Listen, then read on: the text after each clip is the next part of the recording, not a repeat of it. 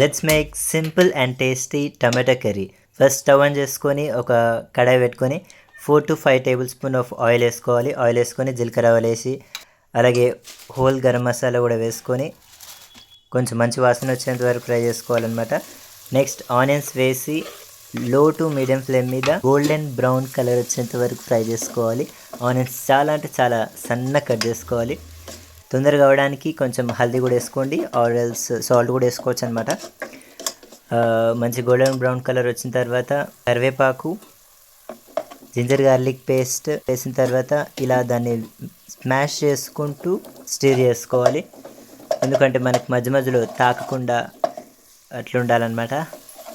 Next tomatoes కూడా వేయాలి. Tomatoes వేసిన తర్వాత 10 to 15 మినిట్స్ లో ఫ్లేమ్ మీద లిడ్ క్లోజ్ చేసి పెట్టుకుంటే టమాటోస్ మనకి ఈజీగా సునాయాసంగా మగ్గిపోతాయి అన్నమాట.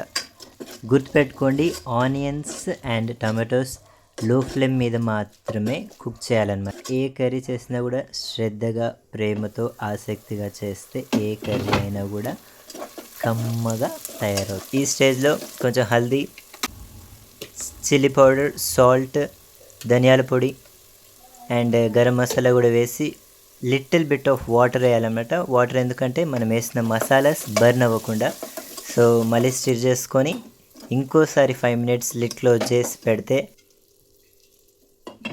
మన టమాటా కర్రీ రెడీ. వేడి వేడి అన్నంలో నెయ్యి వేసుకొని ఈ కర్రీ కలుపుకొని తింటుంటే చాలా చాలా చాలా బాగుంటుంది.